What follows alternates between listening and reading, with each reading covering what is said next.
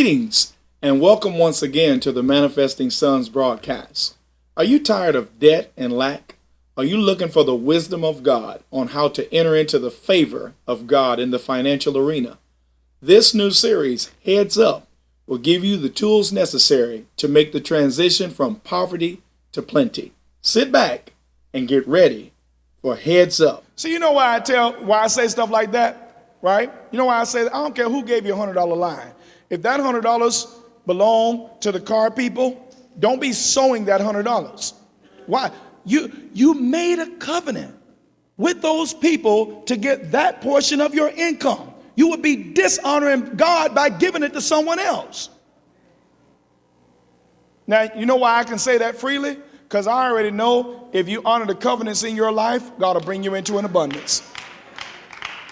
So that you will genuinely have an offering the next time you come. Yes, you will. Because you honored covenants in your life and you didn't get amnesia about what pieces of the pie belong to other people. Now, you know what? So what do? So when you pay it off, you learn the lesson and you don't commit that much of your pie to other people. See that, believers? All right. Here's the next thing I learned a long time ago. Consider the impact of yes before you say it. Consider the impact of yes before you say it. Here's something I learned a long time ago. I learned that, I got to help. Just about everybody come to me, I got to help, pretty much. Now, some people, God tells me don't help. You know why? I got somebody right now that did exactly what I told them not to do. I chose not to help them. You know why? Because they didn't follow the direction that their spiritual father gave them the last time. So now they're in trouble because they didn't follow a specific direction. And the Lord said to me, don't help them. You know why? They'll never learn the lesson as long as you keep letting them disobey your direction. All right? Now, but anyway, I learned to help unattached. My helping you ain't gonna bring my house down. So I have to help you in such a way that I don't hurt my family. Meaning I have to hear from God how to help you. Yeah, I know that I'm going to help you. The question is how I'm going to help you. How am I going to help you so that it does not impose unnecessarily upon my family? I've got to help you in an unattached fashion so that I'm able to help you and still maintain the solvency of my home. My home has to stay in God's will no matter what you're going through. And see, the thing is, this is what I think about people too, right? They want me to violate all these principles I've been using over their emergency when they've had their emergency dragging out over the last 6 months. Your lack of preparation does not denote an emergency on my part. So I have to pray and see how to help you, but it's not guaranteed I'm gonna help you the way you want me to. You see that? Never let people falsely obligate you. My obligation is to God and to follow his direction. And if he tells me to do something that other people think unreasonable, I'll do it, whether it's reasonable or not. But if he tells me to operate within provisions that keep my family safe, that's what I'm going to do no matter what you think. I don't let people falsely obligate me. Don't do anything for me and you expect, no, I don't let people falsely obligate me. Stay away from people falsely obligating you. You should because. I should because what? All right. Here's the next habit, believers. The next habit is silence and money. Here it is. Money. Especially when you get a lump sum, especially when you get an extra. Bank it until it's speechless. Money coming in my life, I throw it in the bank immediately. Immediately, extra money, right into the bank. You know why? I want it to lose its voice. I don't want it saying anything to me at all. Y'all know what I'm talking about? Y'all get a little extra money and start talking to you. Ooh, girl, you ought to. Right?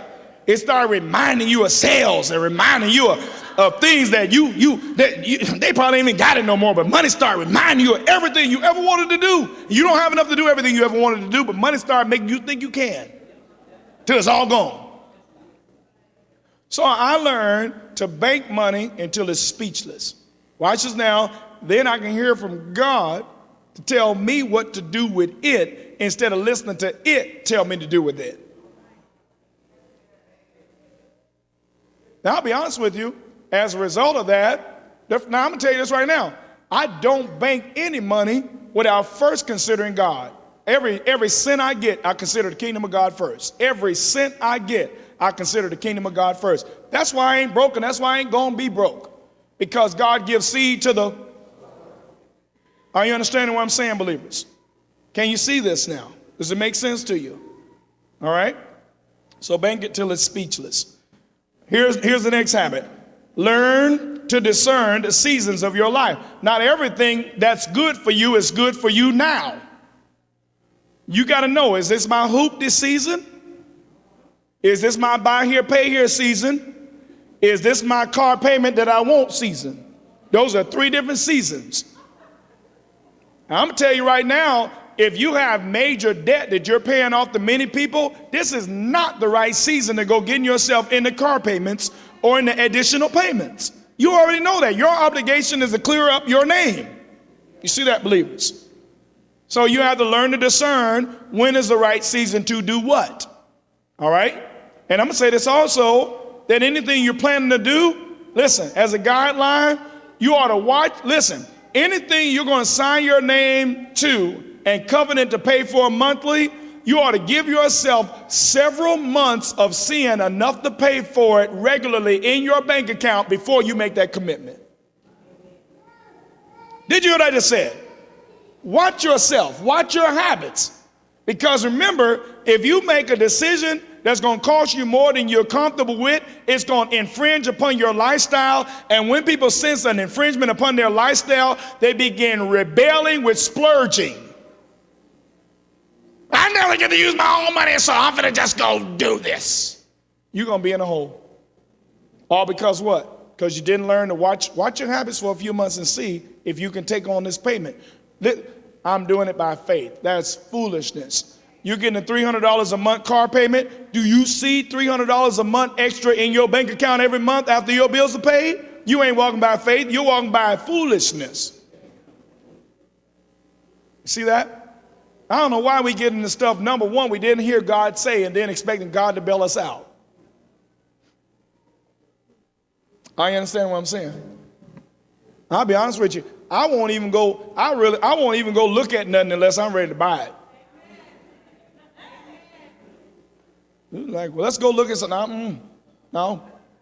Because I already know when I go look at it, I'm positioning myself. See, I ain't wasting time. I ain't gonna waste their time, I ain't gonna waste mine. All right. Next habit. The next habit. Read the fine print. You're never gonna be able to stay ahead unless you learn to read it. Don't be signing stuff before you read it. There's so many people end up in trouble over that. It's 0% interest for a month. You're like, y'all got furniture y'all grandkids gonna have to pay for. No payment until 2037.